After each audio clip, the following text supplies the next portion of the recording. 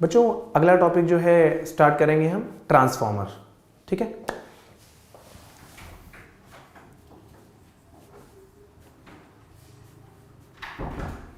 देखो ट्रांसफॉर्मर की कहानी क्या है।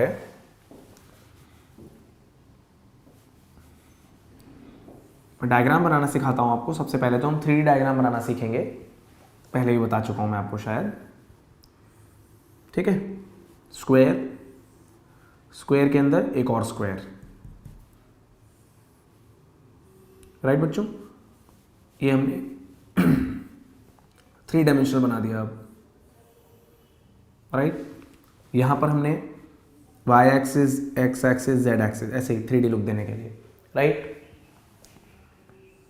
ये हमने बना दिया अब sheets of the transformer, thin iron sheets.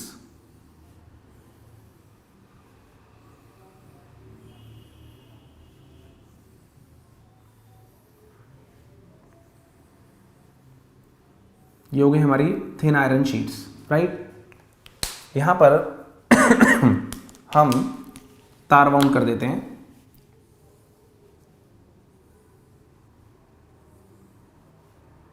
ठीक है। और यहां पर हम लगा देते हैं एसी इनपुट,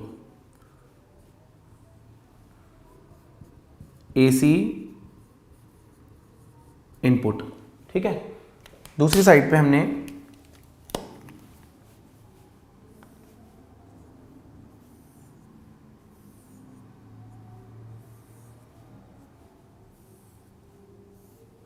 और यहां पर हमने एक रेजिस्टर लगा के एक आउटपुट ले लिया। यहां पर हमने एक रेजिस्टर लगा के एक आउटपुट ले लिया, राइट। एसी इनपुट और एक आउटपुट। अब होता क्या है बेटा, अगर हमने यहां पर एक एसी इनपुट लगाया है तो इस ब्लू वाली कॉइल में लगातार करंट चेंज हो रहा होता है। तो बेटा करंट की वजह से जो यहाँ पर मैग्नेटिक फील्ड प्रोड्यूस हो रही होती है वो चेंज हो रही होती है, ठीक है। आयरन की शीट्स होती हैं ये, तो मैग्नेटिक फील्ड लाइन जो प्रोड्यूस हो रही हैं वो पूरी की पूरी सर्कल में घूमेंगी यहाँ पर, ठीक है। क्लोज लूप बनाएंगी, सर्कल जरूरी नहीं है, क्लोज लूप बनाएंगी, राइट। तो जैसे जैसे यहाँ पर ब्लू वाली कॉइल में करंट चेंज हो रहा होता है वैसे वैसे मैग्नेटिक फील्ड चेंज हो रही होती है, क्योंकि करंट की वजह से मैग्नेटिक फील्ड प्रोड्यूस हो रही होगी। फिर यहाँ पर मैग्नेटिक फील्ड चेंज हो रही है तो फ्लक्स चेंज हो रहा होता है, राइट। इस फ्लक्स के चेंज होने की वजह से ब्लू वाली कॉइल में एक इंड्यूस्ड ईएमएफ आती है। जो मैग्नेटिक फील्ड यहाँ जाती हैं, फील्ड लाइंस घूम के यहाँ जाएंगी, तो जो फील्ड इसकी वजह से प्रोड्यूस हो रही है वो लगातार समय के साथ बदल रही है क्योंकि करंट बदल रहा है। और फील्ड लाइंस जब इधर से पास करेंगी तो इससे भी मैग्नेटिक फील्ड बदल रही होगी, फ्लक्स बदल रहा होगा, ठीक है। तो इससे क्या होगा, इस वाली कॉइल में इंड्यूस्ड ईएमएफ आएगी सेल्फ इंडक्शन की वजह से और इस वाली कॉइल में इंड्यूस्ड ईएमएफ आएगी म्यूचुअल इंडक्शन की वजह से, ठीक है। तो हम देखेंगे कहानी क्या है यहाँ पर। ट्रांसफार्मर में सबसे पहले हम समझते हैं कंस्ट्रक्शन क्या है।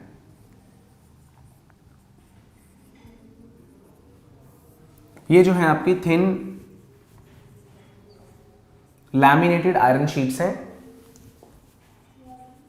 थिन लैमिनेटेड आयरन शीट्स, ठीक है, thin laminated iron sheets, okay. Blue वाली कॉइल को हम प्राइमरी कॉइल बोलते हैं, प्राइमरी कॉइल। रेड वाली कॉइल को हम सेकेंडरी कॉइल बोलते हैं, ठीक है। प्राइमरी कॉइल में नंबर ऑफ टर्न्स NP और सेकेंडरी कॉइल में नंबर ऑफ टर्न्स NS। इतनी सी कंस्ट्रक्शन हो गई हमारी, राइट। तो हमने लिख दिया सब कुछ। थिन लैमिनेटेड शीट्स हैं, stacked together, iron sheets stacked together, right. Primary coil और सेकेंडरी कॉइल, ठीक है, राइट। इसके बाद हम देखते हैं मैंने कंस्ट्रक्शन वहीं पर मार्क कर दिया, ठीक है, लिखा नहीं है। उसके बाद हम देखते हैं प्रिंसिपल। तो प्रिंसिपल क्या है, हम बोलेंगे transformer works on the phenomena of mutual induction. जब भी इस कॉइल में फ्लक्स चेंज होगा तो इस पड़ोसी कॉइल में इंड्यूस्ड ईएमएफ आएगी, इसमें भी आएगी, that is because of self induction, but पड़ोसी कॉइल में आएगी, वो इंपॉर्टेंट पार्ट है, that is because of mutual induction, ठीक है। Transformer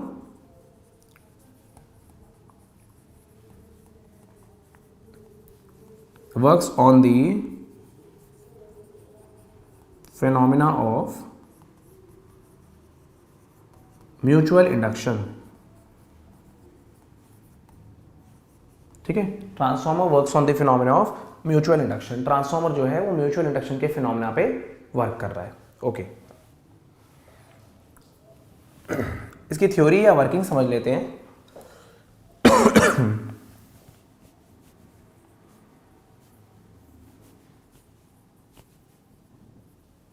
primary coil is connected to AC input,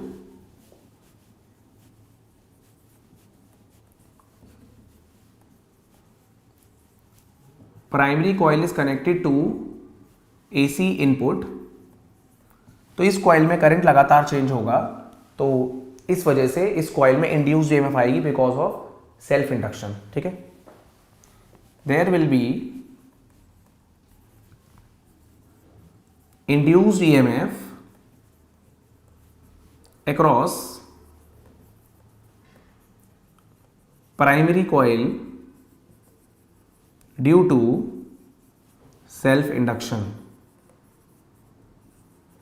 induced EMF का फॉर्मूला होगा EP is equal to minus NP d phi by d t. EP है हमारा induced EMF primary coil में और NP है number of turns in primary coil, right. उसके बाद समझते हैं मैं क्या कहना चाह रहा हूं आपसे।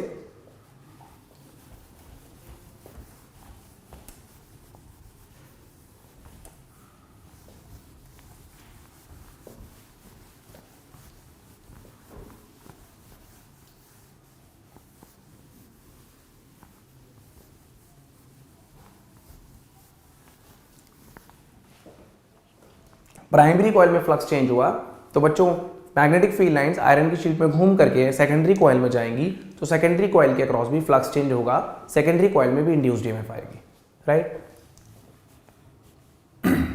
There will be induced EMF across secondary coil due to mutual induction, ठीक है। There will be induced EMF across secondary coil due to mutual induction की वजह से।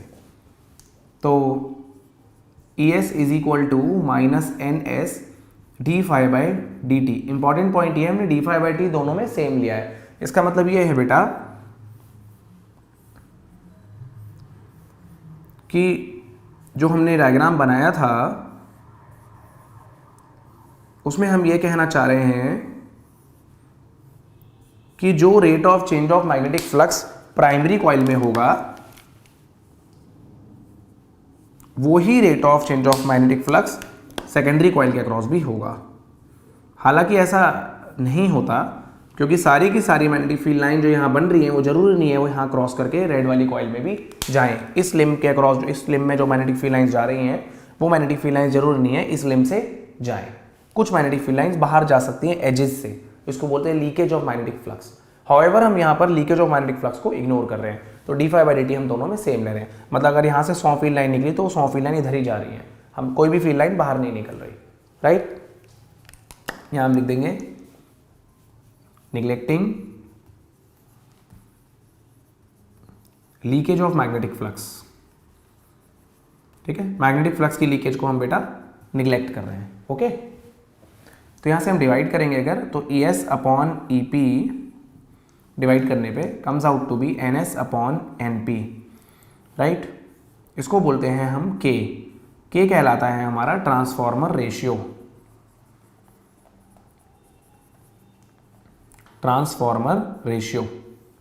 ठीक है। अगर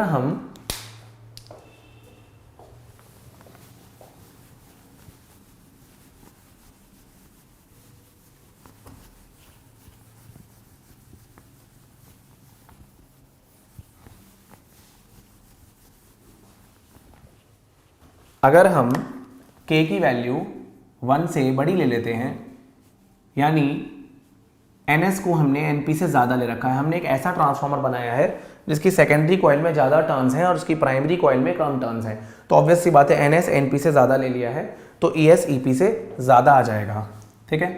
ES will be greater than EP। ऐसे ट्रांसफॉर्मर को हम स्टेप अप ट्रांसफॉर्मर बोलेंगे, स्टेप अप ट्रांसफॉर्मर। दूसरे केस में अगर हम K की वैल्यू 1 से कम ले लें, K की वैल्यू 1 से कम लेने का मतलब है सेकेंडरी कॉइल में कम टर्न्स और प्राइमरी कॉइल में ज़्यादा टर्न्स, ठीक है। यानी हम NS की वैल्यू NP से कम ले लें तो ES की वैल्यू EP से कम होगी। ऐसे ट्रांसफॉर्मर को हम स्टेप डाउन ट्रांसफॉर्मर बोलते हैं, step down transformer, right. Output voltage कम आ रही है, इनपुट वोल्टेज ज़्यादा है। यहाँ पर आउटपुट वोल्टेज ज़्यादा है, इनपुट वोल्टेज कम है। Step up and step down transformer, right. अब देखते हैं कहानी।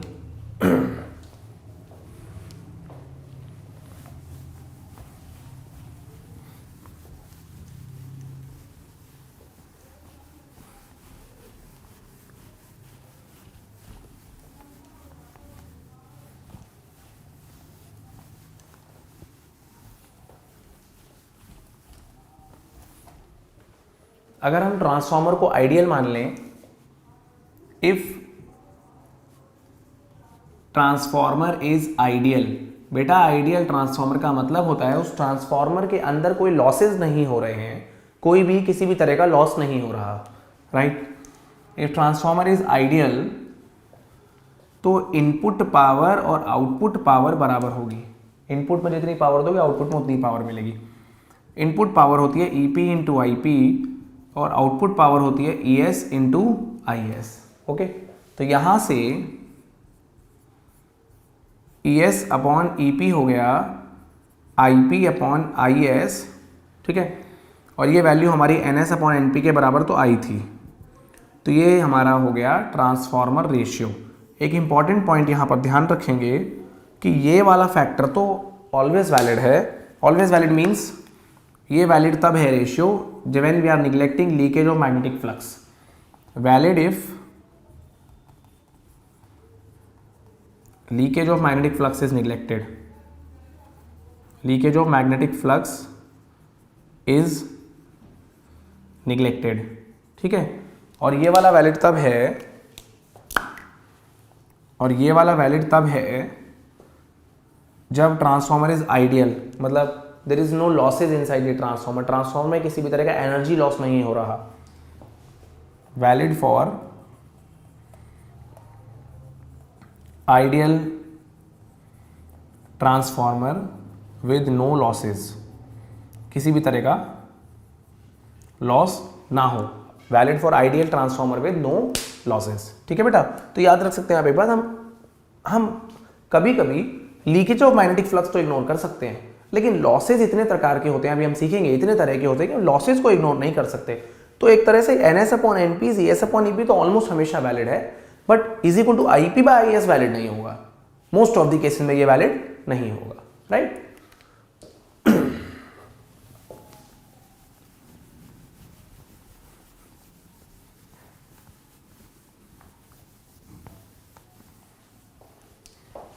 अगला टॉपिक देखते हैं बच्चों, लॉसेज इन अ ट्रांसफॉर्मर। एक ट्रांसफॉर्मर में कितने तरह के लॉसेज हो सकते हैं, ठीक है।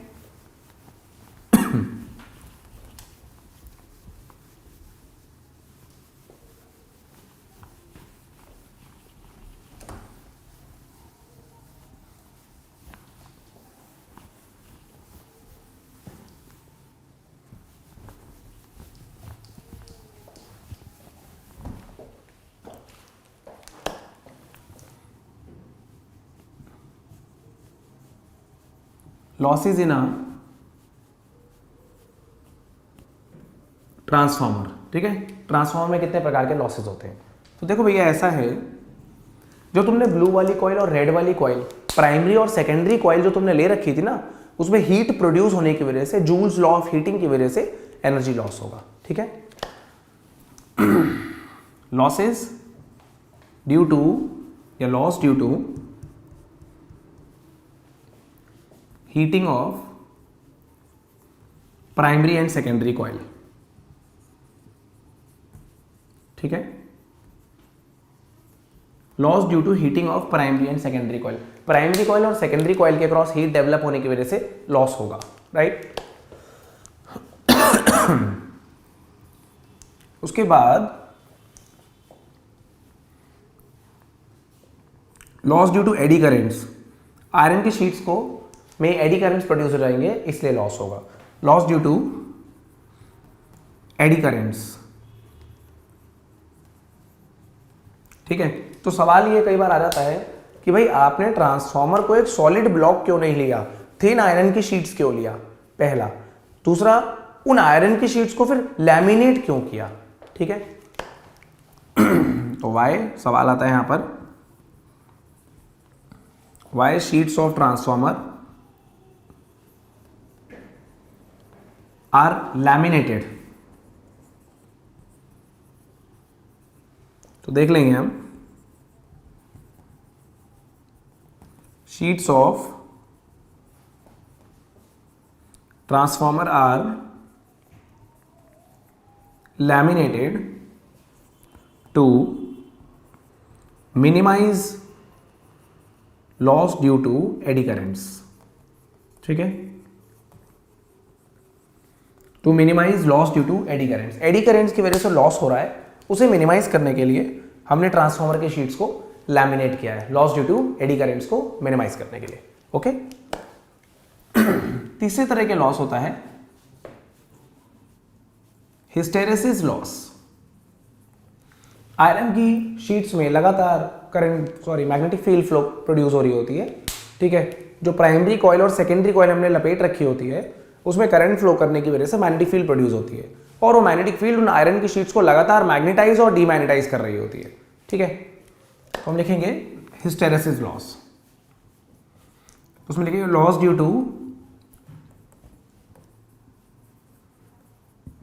Magnetisation and demagnetisation of iron sheets. Loss due to magnetisation and demagnetisation of iron sheets, iron sheets के मैग्नेटाइजेशन और डीमैग्नेटाइजेशन की वजह से लॉस होगा। राइट, यही रीजन है हम आयरन की शीट यूज करते हैं। उसका रीजन, आयरन की शीट का आयरन के लिए हिस्टेरेसिस लूप नैरो होता है। तो देखो क्या मतलब है, why core of transformer is made up of soft iron. तो हम बोलेंगे कि भाई सॉफ्ट आयरन का जो हिस्टेरेसिस लूप होता है वो नैरो होता है, तो इसलिए हिस्टेरेसिस लॉस जो है वो सॉफ्ट आयरन में कम होता है।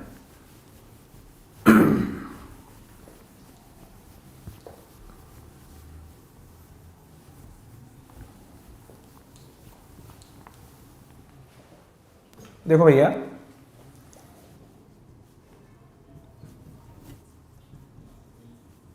Hysteresis loop of soft iron is narrow, so hysteresis loss in case of soft iron is less, क्योंकि जो हिस्टेरेसिस लूप होता है उसका एरिया देता है energy lost per unit volume. ठीक है, जो हिस्टेरेसिस लूप है उसका एरिया देगा energy lost per unit volume, और हिस्टेरेसिस लूप का एरिया सॉफ्ट आयरन के लिए काफ़ी कम होता है। तो अगर मैग्नेटाइजेशन और डीमैग्नेटाइजेशन करते हैं लगातार तो सॉफ्ट आयरन कम गर्म होता है, अगर कोई और मटेरियल लेंगे जैसे कि स्टील तो बहुत ज़्यादा गर्म हो जाएगा। राइट, लॉसेस देख लिए हमने। लॉसेस में एक बात बहुत क्लियर हो गई कि अगर इतने तरह के लॉसेस आ रहे हैं ट्रांसफॉर्मर में तो दैट इज ऑब्वियस कि power output will be definitely not equal to power input. Power output और पावर इनपुट पक्का इक्वल नहीं होंगे। राइट, तो एफिशिएंसी क्या होगी, percentage efficiency will be power output divided by power input into 100, that is percentage efficiency, यानी ES/IS divided by EP into IP into 100, ये हो जाएगी हमारी परसेंटेज एफिशिएंसी एक प्रैक्टिकल ट्रांसफॉर्मर में। This is called a practical transformer, कि भाई actually तो लॉस होगा ही होगा ना, आइडियल नाम तो कोई चीज होती ही नहीं। राइट, ठीक है ना। ओके, तो हमने अब देखा लॉसेस इन अ ट्रांसफॉर्मर। इसके बाद देखेंगे हम types of windings in a transformer. एक ट्रांसफॉर्मर में हम कितनी तरह से तार लपेट सकते हैं और कौन सी वाइंडिंग आपको लगता है कि बेटर होगी, राइट? वो देखते हैं एक बार हम, टाइप्स ऑफ वाइंडिंग्स।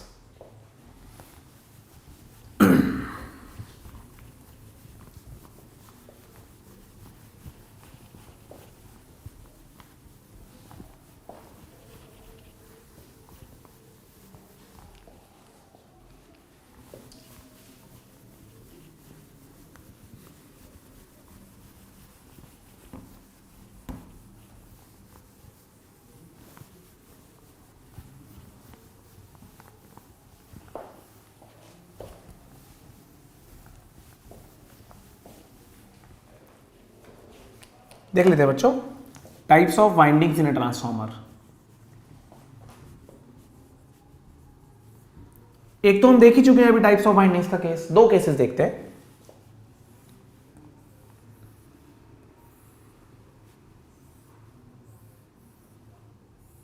ठीक है, एक हमने बनाना सीखा था 3D diagram, X axis, Y axis, Z axis, 3D diagram.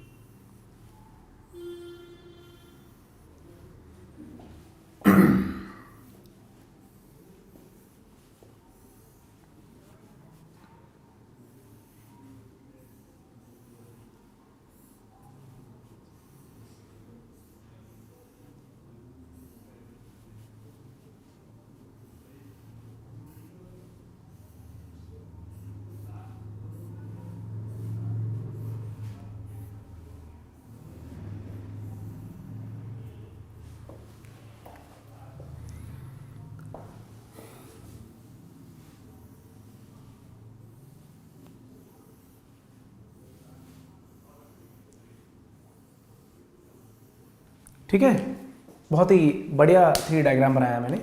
देखो बच्चों, यहाँ पर एक लिम्ब अलग है, एक लिम्ब अलग है। प्राइमरी कॉइल और सेकेंडरी कॉइल को हमने डिफरेंट लिम्ब्स में बाउंड कर रखा है, जैसे कि कुछ ऐसा। ये हो गई एक कॉइल। ठीक है, यहाँ पर क्या है, एक ही लिम्ब पे, सेंट्रल लिम्ब पे हमने प्राइमरी कॉइल और सेकेंडरी कॉइल दोनों साथ में बाउंड कर रखे हैं। ओके, यहाँ पर ऐसा था वाइंडिंग, यहाँ पर दूसरी तरह की वाइंडिंग। देखो ये ऐसी वाइंडिंग, यहाँ पर हमने क्या कर रखा है,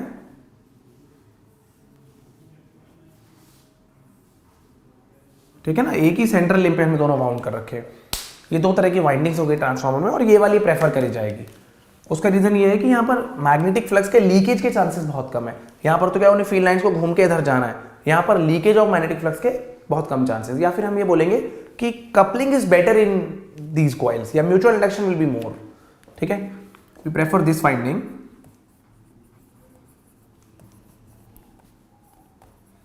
we prefer this type of winding because coupling is better। ठीक है, या म्यूचुअल इंडक्शन ज़्यादा होगा, फ्लक्स की लीकेज कम होगी। राइट, बिल्कुल सही है। इन दोनों वाइंडिंग में से वो वाली प्रेफर करी जाएगी। ओके।